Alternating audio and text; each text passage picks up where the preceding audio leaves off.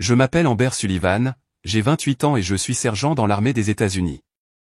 Après 8 longues années de service, ayant manqué cette Noël avec ma famille, je rentrais enfin chez moi. J'avais compté les jours, fait mes valises et même acheté des cadeaux. Puis mon téléphone a vibré avec un SMS de mon père, « Ne te fatigue pas à rentrer à la maison ». Mon cœur s'est serré, mais j'ai seulement répondu, « Très bien ». 7 jours plus tard, je me suis réveillé avec 20 appels manqués de ma famille et un de leur avocat. Avant de vous raconter ce qui s'est passé ensuite, laissez un commentaire pour me faire savoir d'où vous regardez et abonnez-vous si vous êtes nouveau ici. Croyez-moi, vous voudrez savoir comment cela se termine. J'ai grandi à Portland, dans le Maine, dans une belle maison de style colonial avec une vue parfaite sur le port. De l'extérieur, les Sullivan ressemblaient à la famille américaine idéale. Mon père, Richard, a bâti son entreprise de construction à partir de rien, devenant l'un des hommes d'affaires les plus respectés de la ville. Ma mère, Diana, a abandonné sa carrière d'enseignante pour aider à gérer l'entreprise familiale et élever nos 3 enfants. Mon frère aîné, Travis, a été préparé dès la naissance à reprendre l'entreprise un jour. Ma sœur cadette, Jessica, était la star des études, se dirigeant vers la faculté de médecine. Et puis il y avait moi, l'enfant du milieu qui ne correspondait jamais tout à fait au moule des Sullivan. Amber, pourquoi ne peux-tu pas simplement suivre le plan comme ton frère, demandait papa chaque fois que je montrais de l'intérêt pour quelque chose en dehors de l'entreprise familiale. Sullivan Construction porte aussi ton nom. Mais j'avais d'autres rêves.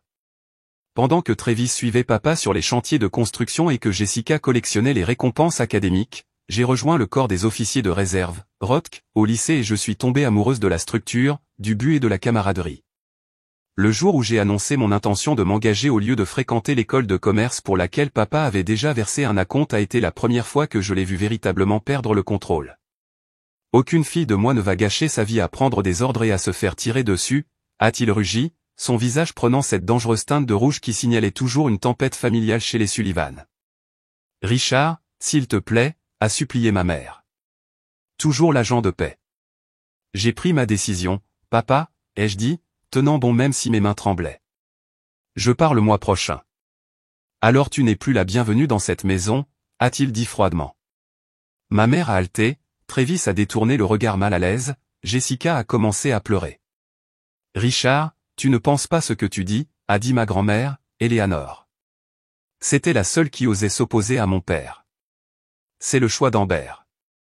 C'est un choix stupide, a-t-il craché, et elle le regrettera.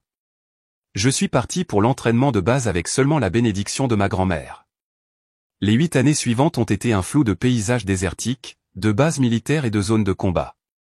L'entraînement de base a failli me briser physiquement, mais mentalement, c'était la première fois que je me sentais à ma place quelque part. Les sergents d'entraînement ne se souciaient pas de mon nom de famille ou des attentes, seulement que je repousse mes limites et que je soutienne mon équipe. C'est là que j'ai rencontré Cassandra, Cass Brooks. Nous avons survécu ensemble à l'école des recrues, avons été affectés à la même unité et avons finalement été déployés côte à côte en Afghanistan. Elle est devenue la sœur que je n'ai jamais vraiment eue en Jessica. Tu sais, Sullivan, a dit Cass un soir pendant notre premier déploiement alors que nous étions assises à regarder les étoiles depuis notre base, la plupart des gens se sont engagés pour échapper à quelque chose ou trouver quelque chose. Laquelle des deux es-tu? Les deux, je suppose, ai-je admis, échapper aux attentes, me trouver. Ma première tournée a été difficile, la chaleur, le danger, le mal du pays. Mais j'ai découvert que j'étais bonne dans mon travail, calme sous pression, respectée par mes pairs. J'ai gagné des distinctions, puis des médailles. Lors de ma deuxième tournée, notre unité a été prise en embuscade alors qu'elle escortait un convoi médical. Sans réfléchir, j'ai mené une contre-offensive qui a sauvé 12 vies, dont celle de 2 enfants locaux. L'armée m'a décerné la Silver Star. J'ai envoyé l'article de journal à la maison. Ma mère a appelé, pleurant de fierté. Jessica a envoyé une carte. Travis a envoyé des SMS de félicitations. De mon père? Le silence. La communication avec ma famille est restée rare et formelle au fil des ans. Ma mère appelait pendant les fêtes, en prenant soin de ne jamais mentionner mon père directement. Jessica partageait occasionnellement des nouvelles de ses études de psychologie, elle avait changé de médecine. Travis envoyait des cartes de Noël impersonnelles signées par la famille Sullivan.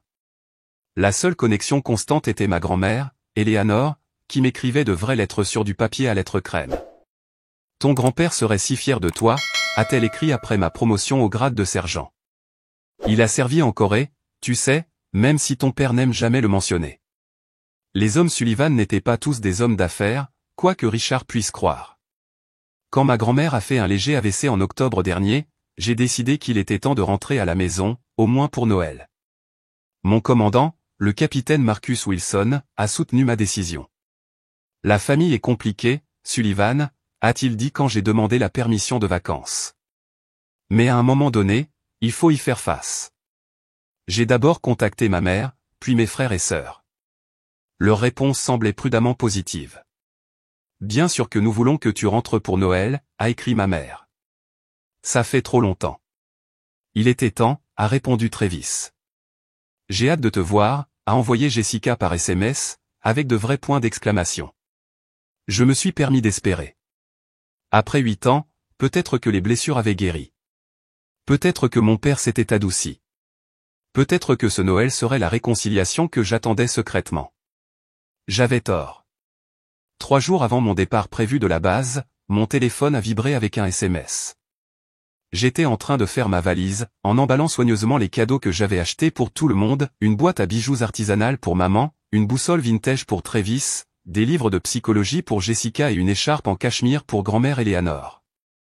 La notification affichait de papa. Mon cœur a fait un bond. C'était la première communication directe de sa part en 8 ans. Avec des doigts tremblants, j'ai ouvert le message, nous avons tourné la page. Ta chambre est maintenant le bureau de Travis. Ne te fatigue pas à rentrer pour Noël. Ça ne ferait qu'inquiéter ta mère. Je l'ai lu 3 fois, chaque mot un coup de poing dans l'estomac. Le renvoi, la finalité, la façon dont il utilisait les sentiments de ma mère comme une arme alors que je savais qu'il ne faisait que protéger les siens. Mon premier instinct a été d'appeler maman, mais je me suis arrêté. Combien de fois avait-elle choisi la paix plutôt que de me défendre? Mes doigts ont plané au-dessus du clavier. J'ai commencé à taper de longues réponses, en supprimant chacune d'elles. À la fin, j'ai simplement écrit « Très bien ». Ce seul mot contenait des années de blessures, de colère et de résignation. C'était l'acceptation que certaines relations ne pouvaient pas être réparées, peu importe à quel point on le voulait. Le capitaine Wilson m'a trouvé assise sur ma couchette, regardant dans le vide. Sullivan, je pensais que tu serais à moitié chemin de l'aéroport maintenant. Je lui ai tendu mon téléphone sans un mot. Il a lu le message, son expression s'assombrissant. Ton père est un imbécile, a-t-il dit finalement, en me rendant le téléphone. On dirait que je vais rester ici pour Noël après tout, ai-je dit, essayant de paraître désinvolte en commençant à défaire les cadeaux. Pas question. Cass est apparu dans l'embrasure de la porte. Mes parents ont une maison dans le Vermont. Ils t'ont déjà invité, tu te souviens? Maintenant, tu n'as plus d'excuses. Je ne veux pas m'immiscer dans votre Noël familial. Tais-toi, Sullivan. Cass a attrapé mon sac de sport à moitié vide et a commencé à le remplir. Ma mère t'a déjà acheté une chaussette de Noël avec ton nom dessus. J'apprécie, mais... J'ai hésité. Je crois que j'ai besoin de temps seul pour assimiler tout ça. Le capitaine Wilson a acquiescé. Votre permission est approuvée de toute façon, sergent. Utilisez-la comme vous en avez besoin. Cette nuit-là, j'ai pris une décision. J'irai quand même dans le Maine, mais pas chez ma famille. J'ai trouvé une petite cabane de location près de ma ville natale, un endroit pour me retirer, réfléchir et peut-être trouver une certaine conclusion. J'ai modifié mes plans de voyage et j'ai informé mon commandant. Le voyage de retour a été long et solitaire. Alors que l'avion descendait à travers les nuages vers Portland, les souvenirs ont afflué, les Noëls de mon enfance avec des chaussettes suspendues à la cheminée ornée, l'odeur des roulés à la cannelle de ma mère, la luge avec Travis et Jessica sur la colline derrière notre maison. Pendant un instant, je me suis autorisé à ressentir tout le poids de ce que j'avais perdu, ou peut-être que je n'avais jamais vraiment eu. La cabane de location ne ressemblait en rien à la maison de la famille Sullivan. Petite, rustique, avec des meubles dépareillés et un système de chauffage capricieux. Mais elle était propre, calme et mienne pour les 2 prochaines semaines. Après m'être installé, je me suis rendu à l'épicerie locale pour acheter des provisions. Alors que j'hésitais entre différentes marques de céréales, une voix familière a appelé mon nom. Amber? Amber Sullivan, c'est bien toi? Rachel Thomas, ma meilleure amie du lycée, se tenait là avec un panier d'achat. Ses cheveux bouclés étaient plus courts maintenant, et elle avait l'air fatiguée mais heureuse. Rachel.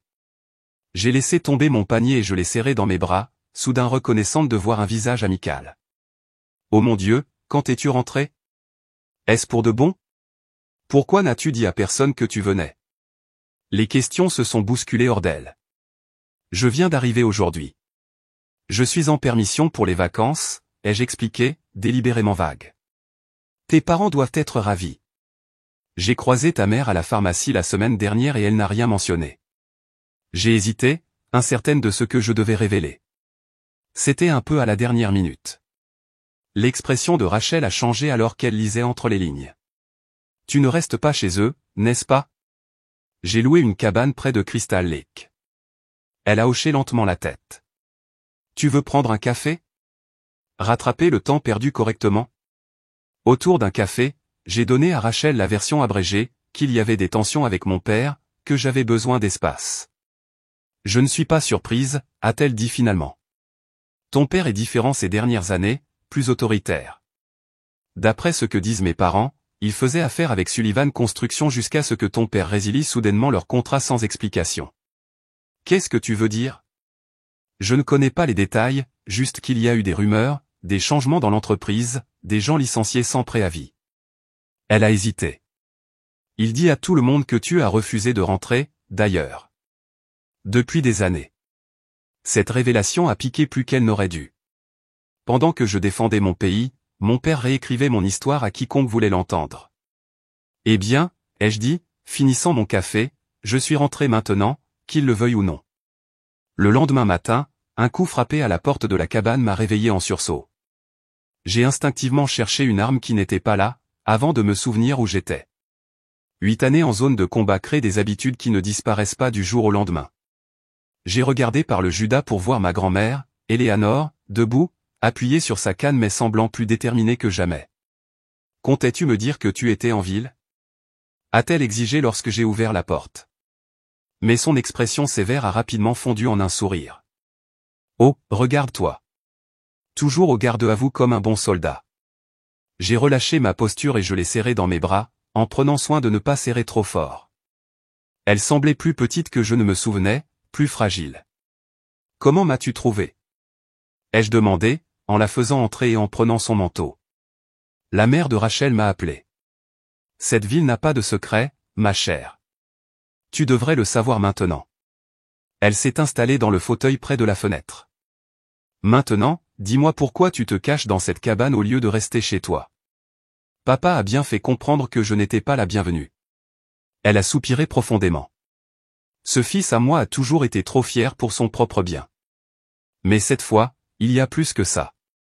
Elle s'est penchée en avant. L'entreprise a des problèmes, Amber. De sérieux problèmes. Quel type de problème? Financier. Juridique. Je ne suis pas sur des détails, Richard ne se confie plus à moi. Mais il a changé, plus secret, plus contrôleur avec Diana et les enfants. Elle a cherché ma main. Travis a pris de mauvaises décisions avec les investissements de l'entreprise. Jessica a abandonné son programme de doctorat sans le dire à personne. Ta mère sort à peine de la maison maintenant. L'image qu'elle a peinte était dérangeante, une famille qui s'effondrait tout en maintenant une façade parfaite. Pourquoi me dis-tu ça, grand-mère? Parce que tu mérites de savoir où tu mets les pieds. Elle a serré ma main. Et parce que malgré tout, ils sont toujours ta famille. Après le départ d'Eleanor, qui a promis de revenir bientôt sans prévenir mes parents, j'ai essayé d'assimiler tout ce qu'elle avait partagé. Mon téléphone est resté silencieux, aucun appel ni message de ma mère ou de mes frères et sœurs, malgré le fait que la mère de Rachel avait sans doute répandu la nouvelle de mon retour. J'étais en train de contempler ma prochaine étape lorsqu'un autre coup a frappé à la porte. Cette fois, c'était un homme grand, aux larges épaules, aux yeux gentils et à la ceinture à outils. Mademoiselle Sullivan, je suis Ryan Cooper. L'agence de location m'a envoyé réparer le robinet qui fuit que vous avez signalé. Il a travaillé rapidement et efficacement, mais je l'ai remarqué en train de jeter des regards discrets sur mon sac militaire et les plaques d'identification que j'avais laissées négligemment sur la table basse. Armé? A-t-il demandé alors qu'il terminait. 8 ans. Juste en permission pour les vacances. Mon frère a servi, Marine. Il s'est levé, essuyant ses mains sur un chiffon. Vous êtes la fille de Richard Sullivan, n'est-ce pas? J'ai acquiescé, me préparant à la réaction habituelle, la distance polie que les gens maintenaient quand ils me liaient à l'influence de mon père. Au lieu de cela, Ryan a froncé légèrement les sourcils. Ça doit être difficile de revenir à tout ça. À tout quoi? Il semblait mal à l'aise. Juste des ragots de la ville. Rien d'important.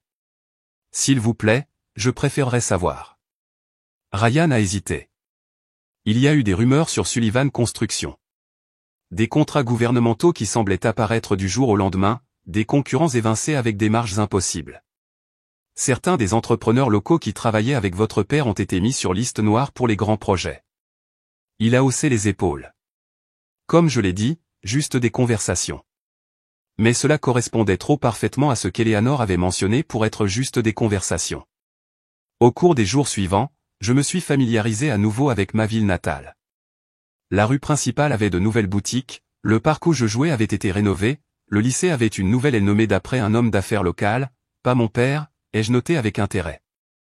Partout où j'allais, je sentais des yeux me suivre, des murmures me suivre, la fille Sullivan prodigue revenue de la guerre, pour rester dans une cabane de location au lieu du manoir familial. Le 4e jour de ma permission, j'ai croisé Jessica au Coastal Coffee, le café où nous avions l'habitude d'étudier ensemble. Elle s'est figée en me voyant, son expression passant du choc à la culpabilité, et à quelque chose qui ressemblait à de la peur. Amber, a-t-elle dit finalement. Tu es vraiment là. En chair et en os. J'ai indiqué la chaise vide en face d'elle. Puis-je me joindre à toi? Elle a jeté un coup d'œil nerveux vers la porte avant d'acquiescer. Je ne peux pas rester longtemps. De près, ma petite sœur avait l'air épuisée. Des cernes sombres cachaient ses yeux, et elle avait perdu du poids depuis la dernière fois que je l'avais vue. La star universitaire confiante avait été remplacée par quelqu'un qui sursautait au bruit de la machine à expresso. « Comment vas-tu, Jess ?» ai-je demandé doucement. « Bien. » Occupé par la recherche. Le mensonge lui est venu facilement, me faisant me demander sur quels autres sujets ma famille était à l'aise de mentir. Grand-mère a dit que tu avais quitté ton programme. Les yeux de Jessica se sont agrandis. Ne dis pas à papa que tu le sais. S'il te plaît. Qu'est-ce qui se passe, Jess? Qu'est-ce qui arrive à la famille? Elle a ramassé ses affaires précipitamment. Je ne devrais pas te parler. Papa serait. Elle s'est interrompue. Papa serait quoi? Elle s'est levée, balançant son sac sur son épaule. Papa ne va pas bien, Amber. Tu devrais rester loin. Pour ton propre bien. Elle s'est penchée, sa voix baissant en un murmure, et pour des heures. Avant que je puisse répondre, elle était partie, la clochette au-dessus de la porte sonnant joyeusement sur son passage. Cette nuit-là, Ryan est passé avec du bois de chauffage restant d'un autre chantier. Je soupçonnais que c'était une excuse pour vérifier que j'allais bien, mais j'ai accueilli à la fois la chaleur et la compagnie. Tu as appris quelque chose d'intéressant sur ta ville natale? A-t-il demandé alors que nous étions assis à boire du chocolat chaud près du feu qui rugissait maintenant. Juste que tout le monde semble avoir peur de mon père, y compris ma propre sœur. Ryan a acquiescé pensivement. Richard Sullivan a toujours inspiré la peur plus que le respect, mais dernièrement. Il a laissé sa phrase en suspens. Quoi, dernièrement? C'est comme s'il était désespéré. Il fait des menaces, demande des faveurs.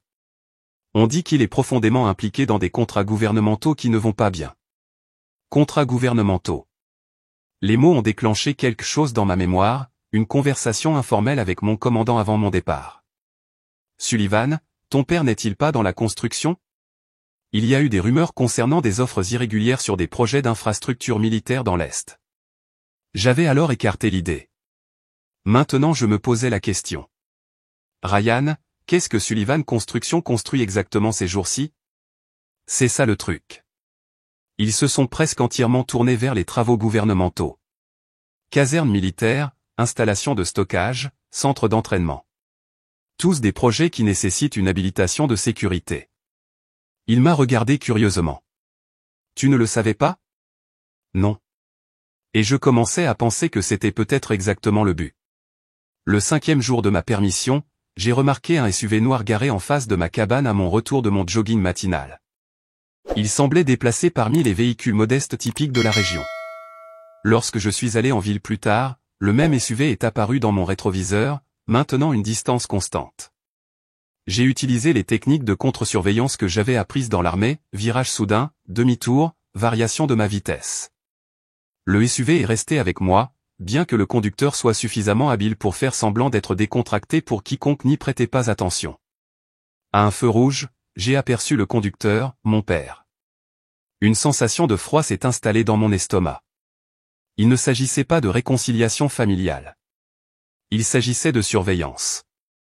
Ce soir-là, j'ai trouvé Travis à The Encore, un bar miteux où nous avions l'habitude de boire des bières en cachette quand nous étions adolescents. Il était seul au bar, sirotant ce qui ressemblait à du whisky. Il avait pris du poids depuis la dernière fois que je l'avais vu, et sa posture autrefois confiante s'était détériorée en une affalée défaite. « Je t'offre un verre, étranger ?» ai-je dit, glissant sur le tabouret à côté de lui. Il a sursauté, puis m'a offert un sourire tordu qui n'atteignait pas ses yeux. Regarde ce que la guerre a ramené. 3 verres plus tard, la façade soigneusement entretenue de Travis a commencé à se fissurer. Tu as bien fait de partir, AM, a-t-il bredouillé, utilisant mon surnom d'enfance pour la première fois depuis des années. J'aurais dû venir avec toi. Qu'est-ce qui se passe avec l'entreprise, Travis? Il a ri amèrement. L'entreprise? Quelle entreprise? Tout n'est que fumée et miroir maintenant. Il s'est penché d'un air conspirateur. Papa s'est surendetté. Il a fait des offres pour des contrats que nous ne pouvions pas remplir. Puis j'ai fait des investissements qui ont mal tourné. Vraiment mal. Donc, l'entreprise a des problèmes financiers? Financiers, juridiques, éthiques. Choisis. Il a vidé son verre. Papa a trouvé un moyen de la sauver, cependant. Il trouve toujours. Quel moyen? Les yeux injectés de sang de Travis ont rencontré les miens. Tu ne veux pas savoir, AM. Crois-moi. Il s'est levé, chancelant. Je devrais y aller. Papa suit le kilométrage de ma voiture maintenant. Le lendemain matin, j'ai reçu un SMS d'un numéro inconnu, dîner sur la route 9. 11 heures. Viens seul. Maman. Le dîner de la route 9 était à 30 minutes de la ville, assez loin pour que ma mère ne risque pas de rencontrer quelqu'un qu'elle connaissait. Je suis arrivé tôt, m'assurant une banquette avec vue sur les 2 entrées et le parking. Ma mère est arrivée exactement à 11 heures, élégante comme toujours dans un manteau camel et des boucles d'oreilles en perles. Mais comme Jessica et Travis, elle montrait des signes de tension, de nouvelles rides autour de la bouche, un tremblement nerveux dans les mains alors qu'elle retirait ses gants. Amber, a-t-elle dit, la voix étranglée. Tu as l'air forte. L'entraînement militaire fait ça. Elle a grincé des dents à la référence à mon choix de carrière, toujours un point de friction après toutes ces années. Pourquoi tout ce secret, maman? Et pourquoi papa me suit-il dans la ville? Il ne sait pas que je suis ici. Elle a jeté un coup d'œil anxieux vers la porte. Il surveille mon téléphone, le GPS de ma voiture. J'ai dû lui dire que j'allais me faire coiffer à Portsmouth. Elle a tendu la main sur la table, s'arrêtant juste avant de toucher la mienne. Tu dois partir, Amber. Retourne à ta base. Oublie cette visite de Noël. Pourquoi? Qu'est-ce qui se passe? Ton père. Elle a baissé la voix. Il te blâme pour tout. Il n'est plus rationnel. Quand il a appris que tu rentrais, il m'a dit de ne pas venir. Après qu'il a appris que tu avais déjà arrangé une permission? Après qu'il. Elle s'est arrêtée. Après qu'il est allé. Maman, ça n'a pas d'importance. Ce qui importe, c'est que tu n'es pas en sécurité ici. Aucun de nous ne l'est, avec toi qui remue tout. Je ne remue rien. Je suis juste rentré pour Noël. S'il te plaît, Amber. Les larmes ont rempli ses yeux. Il te blâme pour tout, les problèmes de l'entreprise, les erreurs de Travis, l'abandon des études de Jessica. Il dit que si tu avais rejoint l'entreprise comme tu étais censé le faire, rien de tout ça ne serait arrivé. C'était irrationnel, mais classique Richard Sullivan, cherchant à rejeter la faute à l'extérieur pour les échecs internes. J'ai besoin de comprendre ce qui se passe, ai-je insisté. Non, tu as besoin de partir. Elle s'est levée brusquement. J'ai fait ce que j'ai pu. Je t'ai prévenu. Le reste dépend de toi. Après son départ, je suis restée assise longtemps, à réfléchir. Mon entraînement militaire m'avait appris à évaluer les menaces, à recueillir des renseignements et à élaborer des stratégies. Il était temps d'appliquer ces compétences à ma propre famille. De retour à la cabane, j'ai commencé à enquêter sur Sullivan Construction. Les registres publics montraient un changement spectaculaire il y a 5 ans, passant de projets commerciaux locaux à des contrats gouvernementaux exclusifs, principalement d'infrastructures militaires. La valeur des contrats avait triplé, puis quadruplé. Les archives de nouvelles locales révélaient des plaintes d'entreprises concurrentes concernant des processus d'appel d'offres irréguliers et des conflits d'intérêts, toutes finalement rejetées. Puis j'ai trouvé quelque chose de dérangeant, un communiqué de presse annonçant le statut de qualification unique de Sullivan Construction en raison d'une direction vétéran ayant une habilitation de sécurité militaire de haut niveau. Sullivan Construction n'avait pas de direction vétéran, à moins que... Un frisson a parcouru mon corps alors que les pièces commençaient à s'assembler, l'intérêt soudain de mon père pour les contrats militaires coïncidant avec mon grade croissant, l'habilitation de sécurité que j'avais obtenue lors de ma 2e tournée, le silence de mon père malgré mes réalisations militaires. Il n'avait pas ignoré ma carrière, il l'avait exploitée. Cette nuit-là, en rentrant de la bibliothèque où j'avais fait des recherches, j'ai trouvé une note glissée sous mon essuie-glace, les soldats devraient savoir quand battre en retraite. L'écriture était indubitablement celle de mon père. J'ai appelé le capitaine Wilson, en prenant soin d'utiliser ma ligne militaire sécurisée plutôt que mon téléphone personnel. Monsieur, je dois vous demander quelque chose. Officiellement, quelqu'un a-t-il déjà demandé la vérification de mon habilitation de sécurité ou de mon dossier de service à des fins de contrat civil? Sa pose m'a tout dit. Il y a eu des demandes, oui. Procédure standard pour les entreprises familiales ayant des contrats militaires lorsqu'un membre de la famille sert. Pourquoi demandez-vous? Je dois savoir si une documentation a déjà été traitée avec ma signature autorisant Sullivan Construction à utiliser mes références militaires. Une autre pause, plus longue cette fois. Sullivan, êtes-vous en train de me dire que vous n'avez jamais signé une telle autorisation? Jamais, monsieur. Je vais examiner cela immédiatement. En attendant, documentez tout et faites attention. Cette nuit-là, j'ai à peine dormi, les pièces du puzzle tourbillonnant dans mon esprit, le besoin désespéré de mon père de sauver son entreprise en faillite, mes références militaires pratiques, l'afflux soudain de contrats gouvernementaux lucratifs nécessitant une habilitation de sécurité, et maintenant des enquêtes fédérales sur les processus d'appel d'offres irréguliers. Mon père n'était pas seulement éloigné de moi, il me préparait à porter le chapeau. Je me suis réveillé le 7e jour de ma permission avec mon téléphone qui bourdonnait sans cesse. 20 appels manqués éclairaient mon écran, 5 de ma mère, 7 de Jessica, 3 de Travis, 4 d'Eleanor, et 1 de Howard Reynolds, l'avocat et plus vieil ami de mon père. Les messages vocaux ont commencé calmement mais sont devenus de plus en plus frénétiques. Amber, c'est maman. Rappelle-moi dès que tu reçois ça. Amber, sérieusement, décroche. C'est Jessica. Papa est à l'hôpital, AM. C'est grave, papa a fait une crise cardiaque hier soir. C'est grave. Rappelle-moi. Amber, c'est ta grand-mère. Quoi que tu penses, mets ça de côté. Ton père a besoin de toi. Le dernier message vocal m'a glacé le sang. Mademoiselle Sullivan, ici Howard Reynolds. Je représente les intérêts légaux de votre famille. Nous devons discuter de la question de certaines signatures avant que la situation ne dégénère davantage. Veuillez appeler mon bureau immédiatement. Je me suis habillé rapidement et j'ai conduit jusqu'à l'hôpital général de Portland, l'esprit en ébullition. S'agissait-il d'une autre manipulation, d'un piège pour m'attirer à l'hôpital où des enquêteurs fédéraux pourraient attendre? Ou mon père avait-il réellement subi une crise cardiaque à cause du stress de son stratagème qui s'effondrait? La salle d'attente de l'hôpital était un tableau de la dysfonction familiale des Sullivan. Ma mère était assise raidement sur une chaise dans un coin, maquillage parfait malgré les circonstances. Jessica arpentait la pièce, se rongeant les ongles, une habitude que notre père avait toujours critiquée sévèrement. Travis se tenait près de la fenêtre, l'air abattu et vaincu. Ils se sont tous figés quand je suis entré. Comment va-t-il, ai-je demandé, adressant la question à personne en particulier. Stable, a répondu Jessica quand personne d'autre ne l'a fait. Opération de triple pontage prévue pour demain. Ses yeux se sont rétrécis. Que as-tu fait, Amber? Pardon? Papa allait bien jusqu'à ce que tu décides de rentrer et de tout bouleverser, a-t-elle sifflé. Il a reçu ton message et s'est effondré 20 minutes plus tard. Je n'ai pas envoyé de message à papa. Ne mens pas. Il nous a tous montré le message, menaçant d'aller voir les autorités après tout ce qu'il a fait pour toi. Une froide lucidité s'est installée en moi. Je n'ai envoyé aucun message. Et papa n'a rien fait pour moi depuis 8 ans, sauf apparemment falsifier ma signature et potentiellement commettre une fraude en utilisant mes références militaires.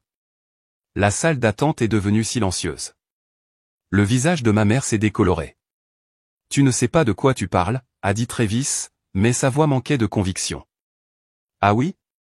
Sullivan Construction se spécialisant soudainement dans les contrats militaires nécessitant une habilitation de sécurité? Papa me suivant dans la ville? L'avocat qui appelle pour certaines signatures? Je les ai regardés un par un. Qu'a-t-il fait? Qu'avez-vous tous laissé faire? Mademoiselle Sullivan? Howard Reynolds est apparu dans l'embrasure de la porte, l'air grave. Un mot, s'il vous plaît. Je l'ai suivi dans un couloir calme loin de ma famille. Malgré ses 60 ans, Reynolds se tenait droit et imposant dans son costume sur mesure, un avocat puissant dans les moindres détails. Votre père a subi un événement cardiaque grave la nuit dernière, a-t-il commencé. Après avoir prétendument reçu un message menaçant de moi que je n'ai jamais envoyé, ai-je terminé pour lui. Il m'a étudié attentivement. Je connais votre père depuis 30 ans. C'est un homme fier, difficile, mais il aime sa famille. Est-ce pour cela qu'il a falsifié ma signature pour obtenir frauduleusement des contrats gouvernementaux? Reynolds n'a pas nié. Au lieu de cela, il a soupiré profondément. La situation est compliquée. Simplifiez-la pour moi. L'entreprise de votre père était en difficulté. La récession a durement touché la construction. Puis une opportunité s'est présentée pour des contrats militaires, mais il nécessitait quelqu'un avec une habilitation de sécurité dans l'équipe de direction. Laissez-moi deviner, papa a décidé que sa fille éloignée en service actif était la solution parfaite. Il pensait que vous ne le découvririez jamais. Les références étaient justes pour obtenir les contrats. Le travail en lui-même était légitime, à l'exception de la partie fraude. Reynolds a eu la grâce de paraître mal à l'aise. Oui, eh bien, c'est là que les choses se sont compliquées. Lorsque les auditeurs fédéraux ont commencé à poser des questions, votre père avait besoin d'un plan de secours. Il allait me blâmer, ai-je dit platement. C'est pourquoi il ne voulait pas que je rentre. Il avait besoin de temps pour mettre en place la piste papier montrant que c'était moi qui avais tout autorisé. Richard a fait de mauvais choix sous une pression extrême. De mauvais choix? Il a commis une fraude en utilisant mes références militaires alors que je risquais ma vie à l'étranger, puis a prévu de me laisser porter le chapeau pour cela. Ce ne sont pas de mauvais choix, ce sont des crimes. Avant que Reynolds ne puisse répondre, ma grand-mère, Eleanor, est apparue, se déplaçant plus vite que je ne l'avais vue depuis mon arrivée. Amber, a-t-elle dit, sa voix tendue par l'urgence. Je dois te montrer quelque chose. Elle m'a tendu un dossier. J'ai trouvé ça dans le coffre-fort du bureau de Richard. À l'intérieur, il y avait des documents avec ma signature, ou plutôt, des falsifications de ma signature, sur des formulaires d'autorisation d'habilitation de sécurité, des demandes de contrats et des enregistrements de fournisseurs militaires. Tous datés de périodes où j'avais été déployé à l'étranger. J'ai toujours soupçonné que Richard cachait quelque chose, a dit Eleanor.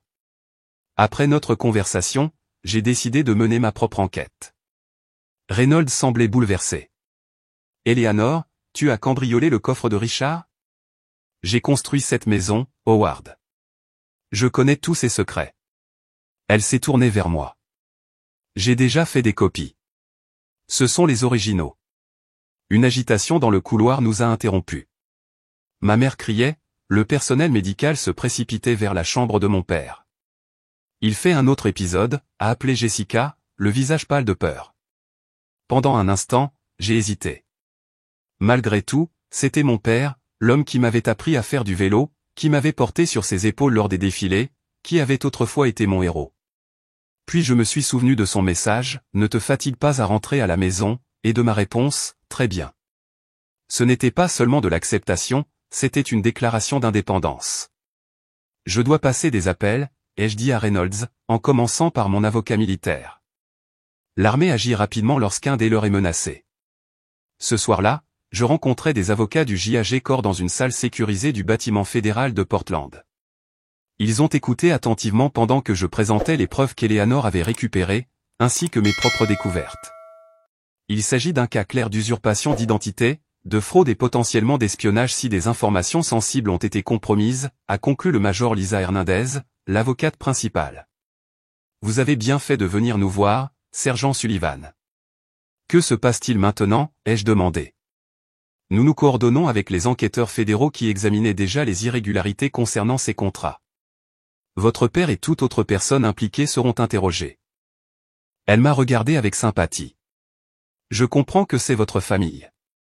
Cela rend les choses plus difficiles. Ma famille a fait ses choix, ai-je dit, bien que ma voix ait trahi plus d'émotion que je ne l'avais prévu.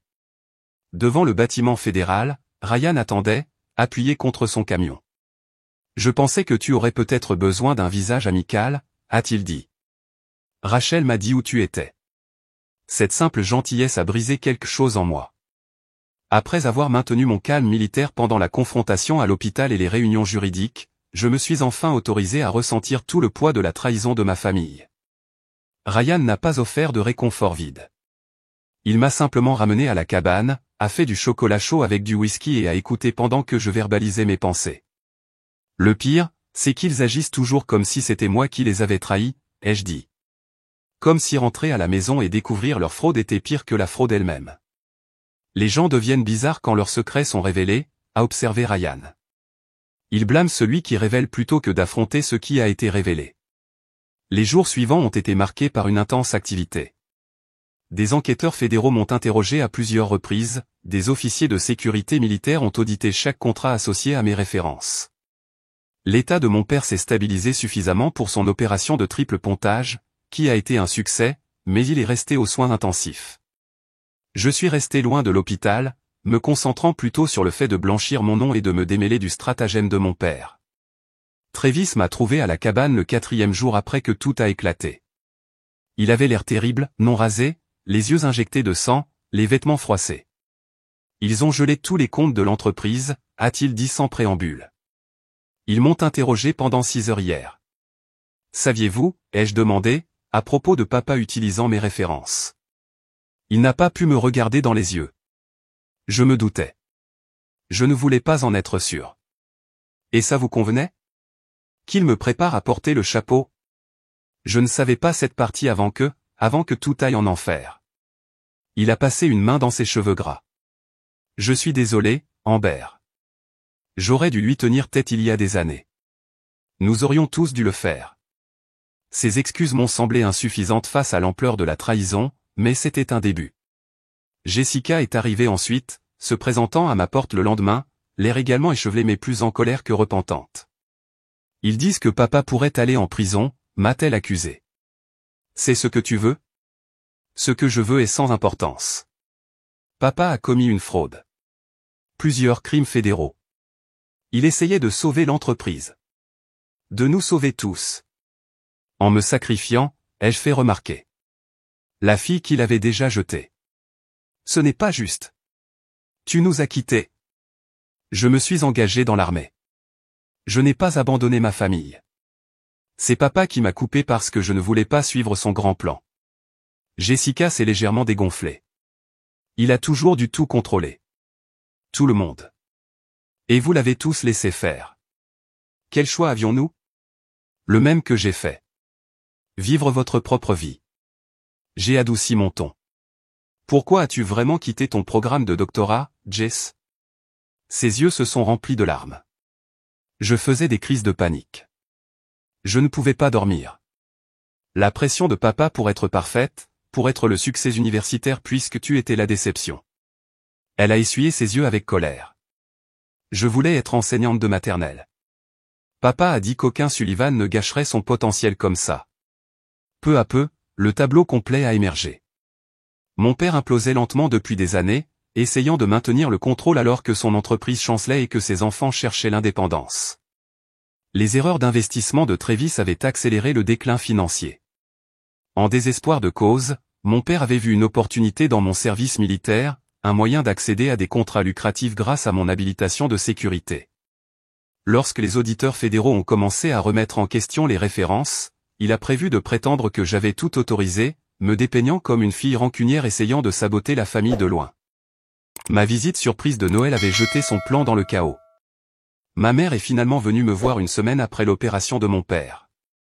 Elle semblait plus petite d'une certaine manière, diminuée sans la présence imposante de mon père à ses côtés. Il te demande, a-t-elle dit.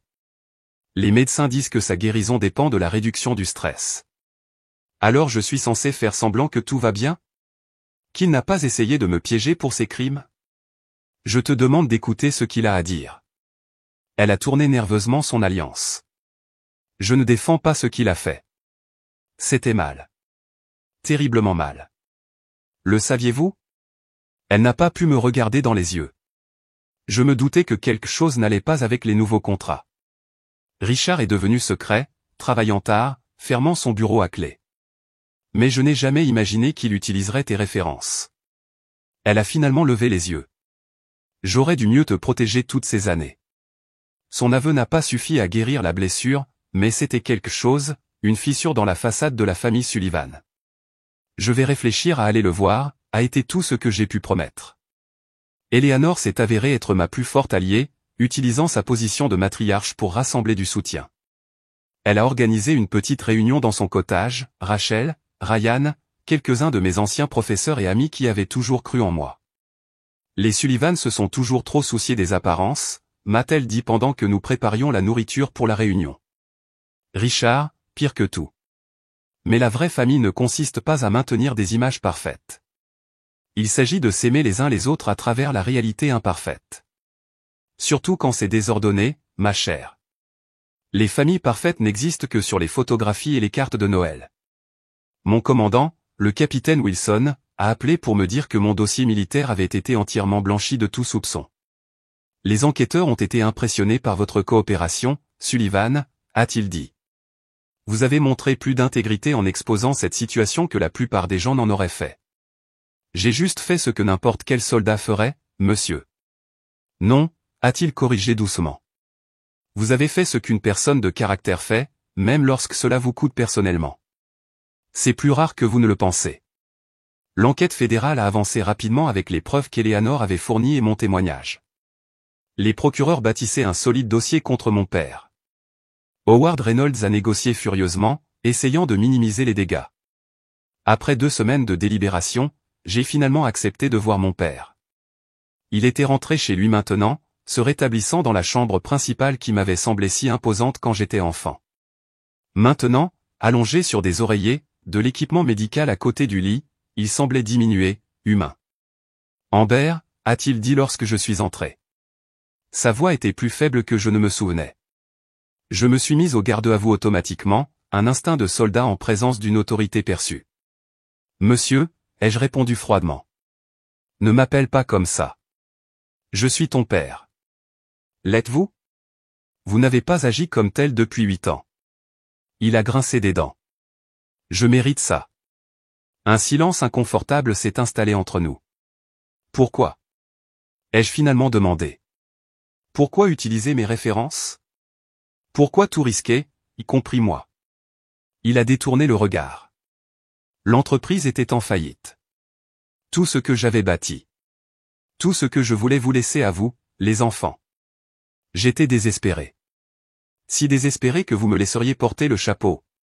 Je n'ai jamais eu l'intention. Il s'est arrêté, puis s'est corrigé. Non, ce n'est pas vrai. J'en avais l'intention. À la fin, quand tout s'effondrait. Ses yeux ont rencontré les miens. J'ai passé ma vie à croire que je construisais quelque chose d'important, quelque chose qui comptait. Quand ça a commencé à échouer, je n'ai pas pu l'accepter. Cela n'excuse pas ce que vous avez fait. Non, ça n'excuse pas. À ma grande surprise, des larmes se sont formées dans ses yeux. J'ai toujours été fier de toi, tu sais. Ton courage, ton indépendance. Je ne savais juste pas comment le montrer. Je ne pouvais pas admettre que j'avais tort de te repousser. L'aveu m'a stupéfié. Cette version vulnérable de mon père était quelqu'un que je n'avais jamais vu auparavant. Cela n'excuse pas ce que vous avez fait, ai-je répété, d'une voix plus douce cette fois. Non, a-t-il acquiescé. Ça n'excuse pas, ce n'était pas du pardon, pas encore, mais c'était un début.